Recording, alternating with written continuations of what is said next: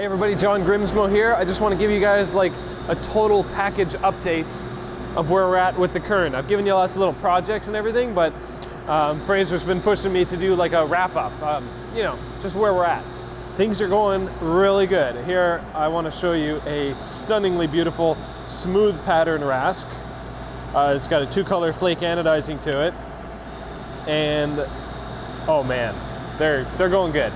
They're going really good. I'm really happy with how these are coming. Here's a set of smooth handles that are contoured and fully 3D machined with such an amazing surface finish that it tumbles right out and gives you this like, it looks flat, it looks lapped, it looks super smooth, but it's actually contoured, it's actually 3D machined with a ball mill, and it's just so good that it comes out in tumbling. I love it. Blade grinding is something I've been working on for the past like year and theoretically working on for a very long time, and it is so solid and so reliable now, and we're getting an amazing finish. This is the grinding wheel we're using. It's a company called Diacut. It's a Diacut thin wheel, so it's just a little super thin 100 thou thick grinding wheel. This one's loose, so I can take it apart. That's it. It's like a $60 grinding wheel. This one is not the one we normally use, but it's a good example. On the arbor, it works well, except my problem with it is, quick throw it back together. Come on. This head, the little cappy thing, likes to run into my clamps and doesn't give me the clearance that I need to really grind. As we're grinding the bevels, we go like this, near, a whole bunch of passes, like tons and tons, hundreds of passes down. As we get down to the bottom, there's these clamps here that hold the blades like this. And you can imagine the bottom of the tool is hitting the clamps. So I'm clearancing the clamps, I'm clearancing this hat.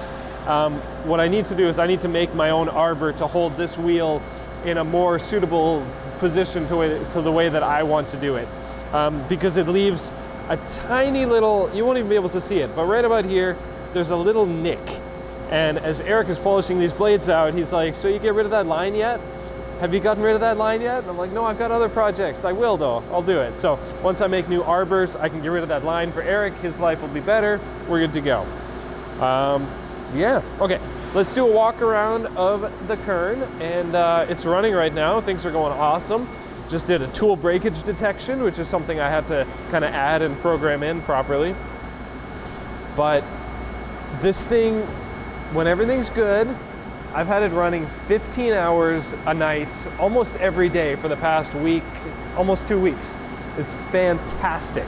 Every now and then there'll be a broken tool that'll stop it after an hour or 6 hours or whatever, but when you come in the morning and it's still running after, 12 hours or whatever, it's still got some time, it's the most amazing feeling. It's great.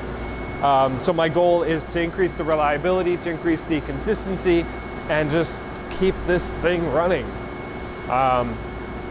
So it's kind of my mentality towards some of the machines in this company, and just towards work, is like, do all the work at night. Just make the process so reliable and so repeatable and so brainless, really. Put all the effort up front, even if it takes me longer, even if it takes me like way too much time, then you have a sweet process. So we're there, mostly. This is the Eroa pallet changer. So basically it's a robot that will automatically put this in the machine and say go and make the next part. It's working really good. So we have, I've got this pallet 9 is in the machine right now.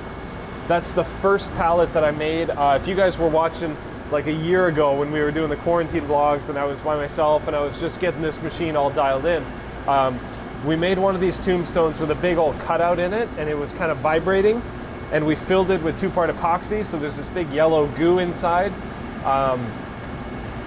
It worked, and that's the pallet that's running right now. And then one of the YouTube commenters emailed me and suggested, instead of having a big cutout here to make the tombstone lighter, what you're doing is you're creating a U shape. So it's like this from the side profile. And vibrations, as you're machining on the side, are going through the U and then back and then back and then back. And I don't know the science behind it, but it kind of started to theoretically make sense. So I redesigned the tombstones, let's go with this one, to have a huge cored out hole in the middle. Now my buddy Matt Mittler from Mittler Machine Works made these blanks for me and cored out on his Haas VF2. That's some hogging of material there. And cored them out for me and did the bolt pattern on the top, and then I machine a mating surface for the Eroa pallet, and then I mount it to the pallet, and then I do all the surfacing and get them all prepped for whatever I need to do with them.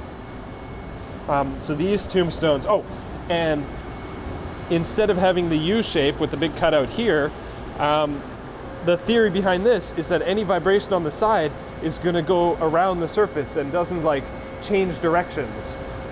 So I don't know if it's a real thing or not, but these work. They don't vibrate, they sound amazing, they work amazing, and they're significantly lighter than the old one. You know, still heavy, but it's like many pounds lighter than the old one. So every time I pull one of these out, I like it. Every time I pull out the old one, it's like, oh, this thing is heavy.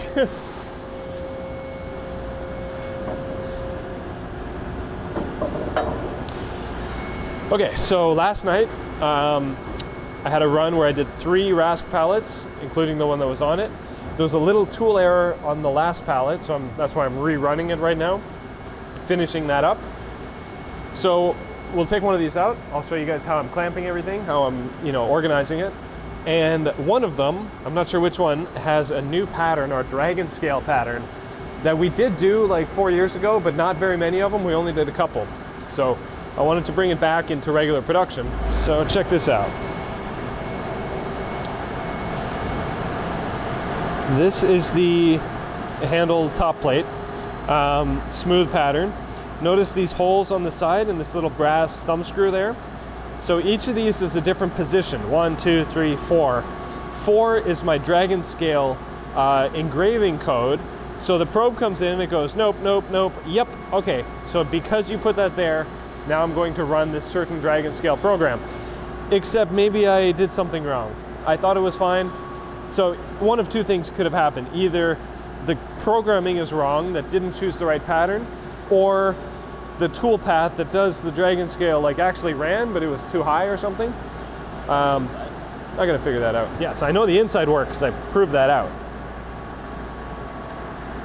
So I made it nice and light and subtle on the inside, and I want that matching on the outside. I expected it to work and it didn't.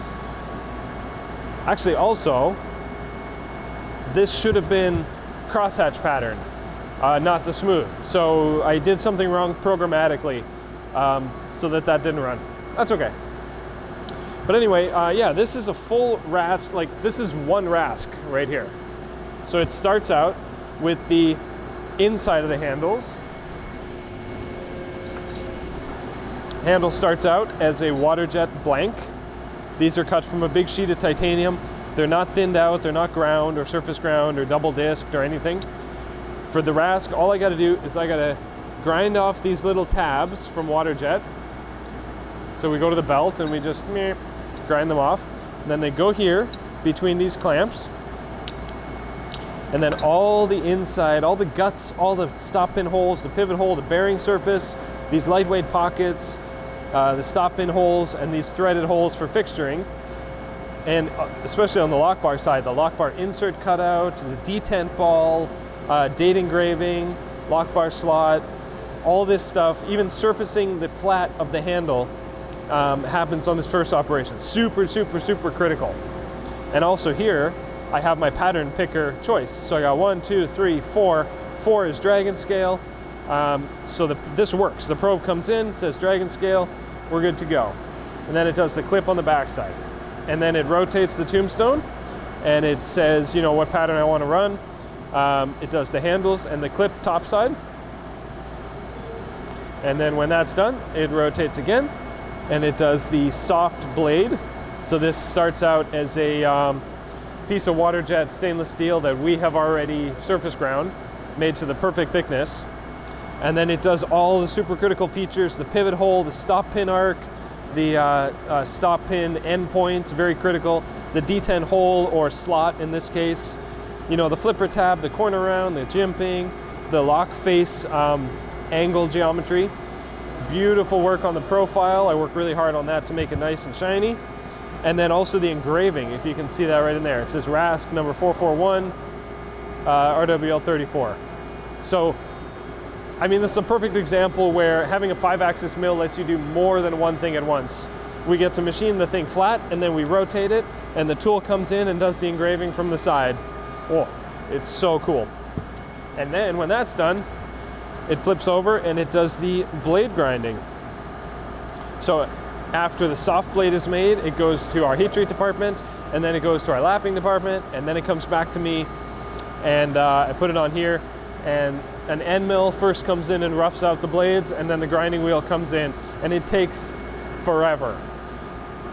Way, way, way longer than a Norseman to make, but the results are insane. So I'm balancing that. I'm trying to find little ways to shave time and to make it faster, but without reducing that quality.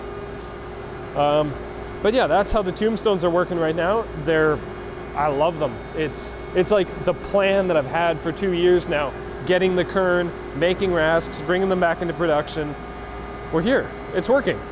And I'm even doing little hacky things like writing with my engraving tool, Op1, Op2, because these clamps are different and kind of special to the one side. So I just need that visual indicator to be like, oh, that's the first one. Oh, that's the second one. It helps. Now, here, hang on.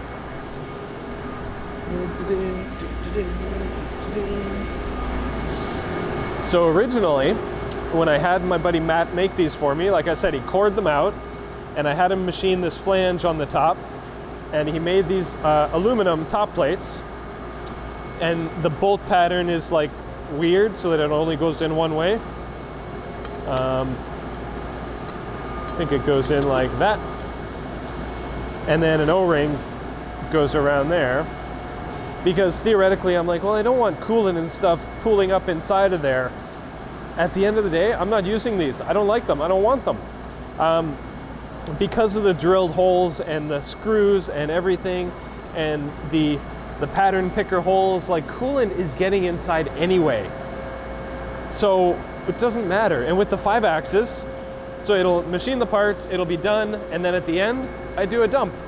I tip it out, and I spin it, and I spin dry it, and I blow dry it, and I let it drip for 30 seconds, and then it comes out clean. And also, it gives me a nice handle right here as I'm loading it to go and rotate and rotate and rotate. So unfortunately, I'm not using these at all, but that's kind of funny. Yeah, so I've got 2 pallets done. So later today, when we're done filming, I'm gonna reload these with all new parts, put them back in the machine. Good to go.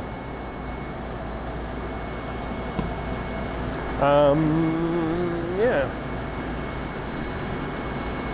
I've also been working on getting our Norseman knives partially off of the Mori and onto the KERN, get the really critical tolerance things onto the machine that's the best. So I've got handle back sides. So our Norseman handles will go here. I made 2 separate fixtures that all they do is handle back sides, whereas the RASC fixture is super multi-purpose, like one fixture for one RASC. Here I'm breaking it out. This will make 1 set of insides, 2 set of insides, 4 per fixture.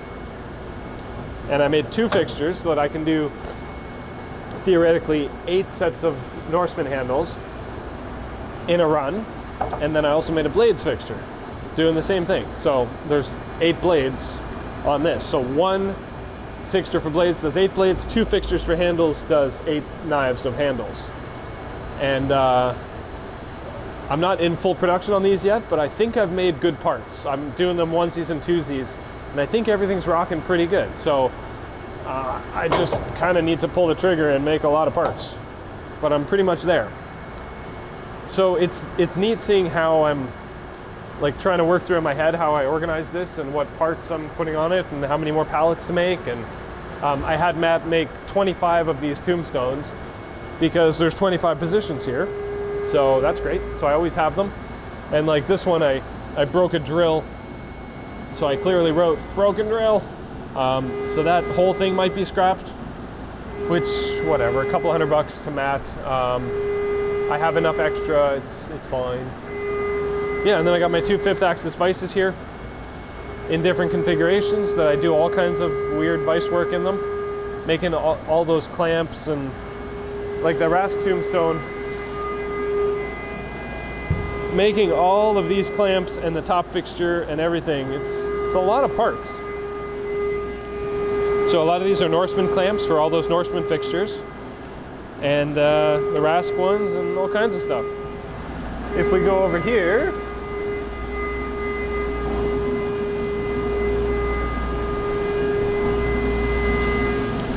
this side of the pallet changer has 55 positions to hold these 72 millimeter pallets, like just under 3 inch. And it's funny because this pallet changer can do 80 pallets, and I don't have that much throughput. I'm putting all my work into into singular tombstones. If you had the kind of work where you're like, okay, I got to make 400 pieces a day, and they're this big, this kind of situation would be amazing. But I'm still glad that I have it, and I'm still trying to utilize it as much as I can. So like this fixture right here, pallet 50, is a tungsten or tantalum or some sort of dressing stick for that grinding wheel I was showing you before. So I've got it programmed that after about 300 minutes of grinding, the machine knows that, and it goes, oh, I'm at 300 minutes. I gotta auto dress that grinding wheel to kind of clean up the sides and keep it nice and crispy. So it puts away the Rask pallet, it calls up pallet 50, and it grabs this and it puts it in the spindle, and then it pulls up the grinding tool, spins it, probes it. The touch probe comes in, probes the top of that, so I know exactly where it is. I probe the top of that, and then I probe the top of the nut, so I know exactly how much grinding stick is left, so I'm not grinding into the chuck. And then it does this auto dressing routine where it grinds the grinding wheel against the dressing stick for a minute or so, whatever the cycle is, and then it's refreshed, and then it resets the counter in the machine, so I'm not at 300 minutes anymore, I'm at 0 minutes, and then that has been going so fantastically well. I've had this vision in my head for 2 years. I was like, yeah, I'm gonna grind on the KERN, and it's gotta auto dress, and it's gotta do this, and it was a big deal to program that and get it all to do what I want, but for weeks now, months, it's been running flawlessly, and I just don't even think about it anymore. And that's great. And then I've got my two lock bar insert fixtures. I've showed these in the past few videos. One for Rask, one for Norseman. These are loaded and ready to run, so they'll be running soon. And then I've got more work planned for the rest of this as we grow and as we continue to make more cool stuff. So it's overkill. This pallet changer is much bigger than I need, but I'm really glad that I have it because I can grow into it, and I plan to. So in our last video, I told you guys about the yogurt tub coolant fill sensor. It's been like almost 2 weeks. It still works great. It's so good. I don't know, it just works, man. It's just so good. KERN did reach out to me and said they're gonna hook me up with the proper, basically that exact one that I showed in the last video, the IFM kind of infrared guided laser or whatever it's called sensor, because it's like an easy upgrade for this chip conveyor, so this coolant tank. So yeah, they're gonna take care of me for that, which is awesome. And that's not why I made the video. I'm not asking for anything. I just wanted to share an experience I had. But it's kind of sweet. They stepped up and took care of that, so that's great. But until then, this thing works so good. It's cycled twice in the past that we've been talking right now, and it just works. When I did it, I stole Angelo's Noga arm that he was using on the Nakamura. So I can see this morning, he placed this here, which is basically telling me, please go to this one that I bought for you, and so I can have my little Noga arm back. So that's fine. I'll switch it out soon enough. But yeah, flawlessly running. It's going great. All right, so this whole unit right here is the paper band filtration unit. It's basically your coolant tank, if you look in there, you can see coolant that's draining and dripping through the paper filter. So basically the coolant is being pumped out of the chip conveyor on top of the paper band filter. There. But you can see the paper media here. This is, I think it's 20 micron, I'm not totally sure. Now that I think about it, my roll's getting kind of near empty. I should think about getting a new one. Running the machine more than I ever have before, so things that have lasted for so long are now not lasting so long, so I have to really stay on top of things. So yeah, all the coolant floods through that paper. There's actually these rollers that pinch the sides of the paper so that coolant kind of only goes in the middle, and then it all collects here. So you can see how many chips this thing is collecting, and you can actually see the roller marks on the side. So the coolant is directed. And even the color change between the side and the rollers shows how much grinding dust is being collected by this relatively coarse grit paper. So periodically we have to go in here with scissors and cut that off, dump this out, put all the chips in the recycle bin, and then throw away the paper. But paper band filtration is quite an amazing, relatively simple technology that we're starting to implement on a lot of our machines now. So that's cool.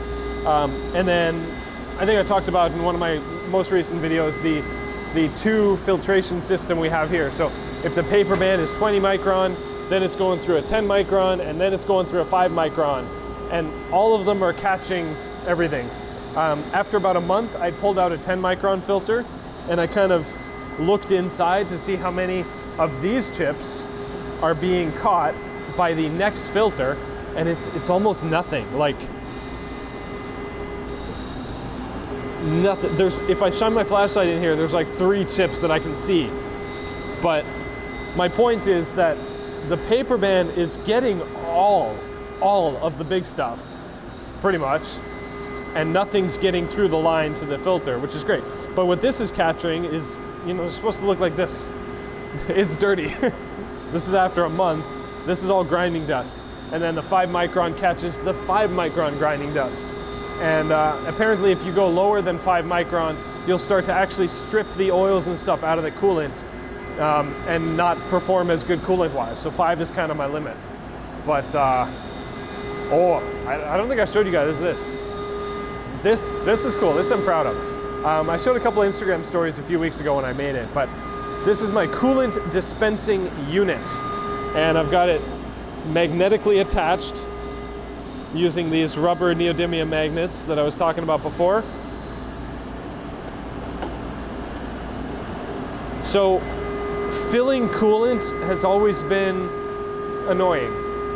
We have our central coolant tank that pumps coolant throughout the shop, pre-mixed coolant, but you're still standing at the machine with the coolant gun for a few minutes. You're washing it down, but you're topping up coolant. These machines, the more they run, the more they evaporate the coolant, and your coolant level goes down, which makes your mixture go up, which means you have to put more low percentage coolant in. And I've always, for years now, I've always wanted an automated solution that's either float level, like fills itself, or at the very least, like push a button, walk away. So now I have the push a button, walk away system. I have a circuit board on the inside that goes to a solenoid valve that is basically a timer.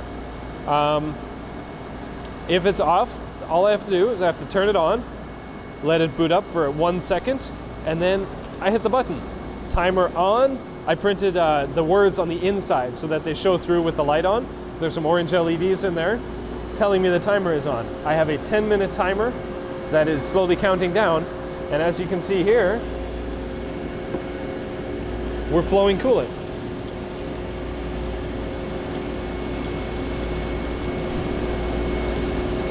I can stop it if there's a problem. I can turn it back on again.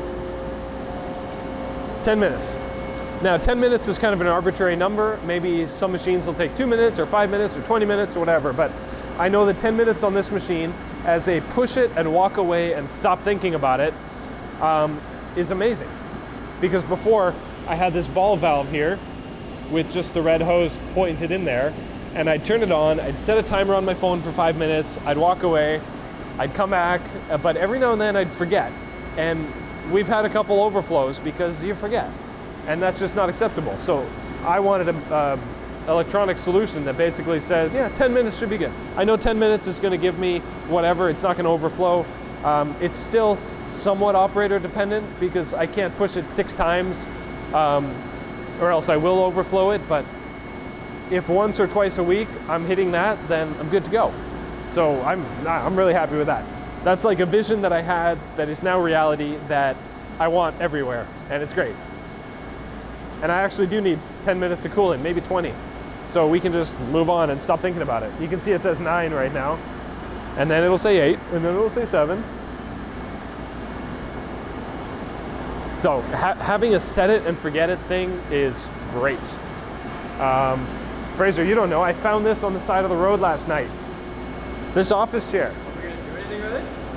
It's gonna be our new shop office chair. That's fantastic. I was out for a walk and it was garbage day and I was like, that's a sweet office chair. I'm taking that. So I got home and then I got in my car and I went back to the house. It was great. Okay, and then the tool cabinet. I do want to talk about that. This is great. So when I was first setting up this machine, I really spent a lot of time thinking how I would organize this massive wall of 210 tools. Do I do it randomly and then have some document, some spreadsheet that tells me what goes where? Do I group them as like ball mills go here, engraving end mills go here, square end mills, corner rounders, corner radius tools, chamfer mills, etc. So I went with the latter.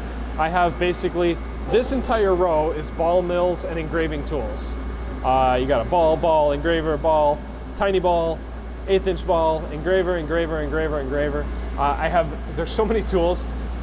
I have one engraver for soft stainless steel. I have one engraver for hard stainless steel. I have one engraver for titanium. I have one engraver for Norseman blades. I have a beater engraver, and I have like a backup engraver for the rasp blades because it goes pretty quickly. That's amazing. Material specific tooling is great because titanium and stainless steel, they cut differently and they wear tools differently, and having them separated is awesome. So then here are my flat end mills, some big ones, some small ones, and then I've got thread mills here,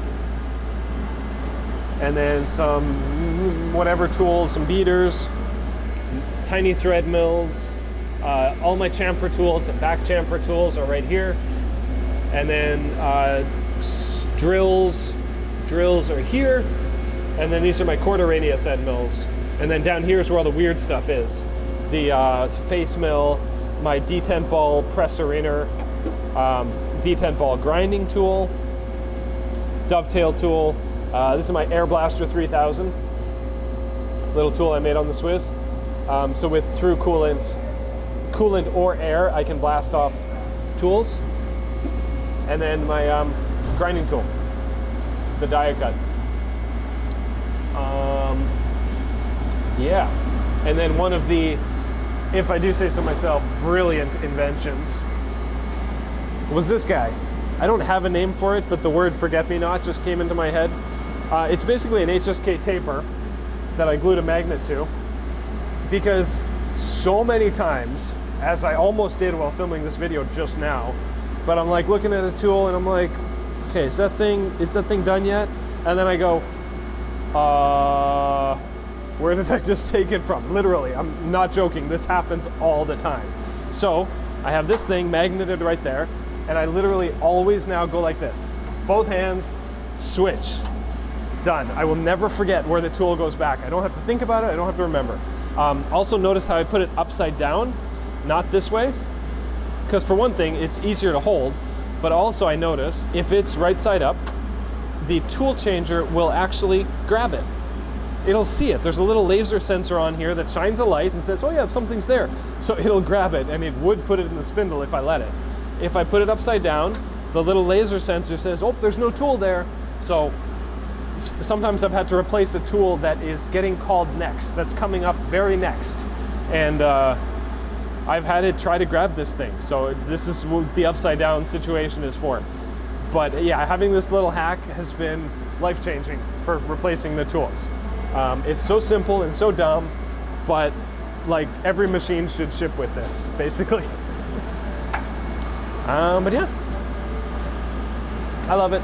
It's great. The KERN's been great. I'm putting so much detail and effort into the Rask that the cycle time, the machining time, is pretty much twice what it takes to make to make a Norseman on the Mori. And that's kind of ridiculous when you think about it, because we sell them for the same amount, but it takes twice as long on a machine that's 5 times as expensive. So there's an ROI battle there in my head. But like, dude, the quality, the consistency, the repeatability, the hands-off nature, the pallet changing, the coolant filtration, all in all. Having multiple tools for every operation, like, I can shave cycle time on that. I can make it less than that, and I will. Especially the grinding, I can save a lot of time in that.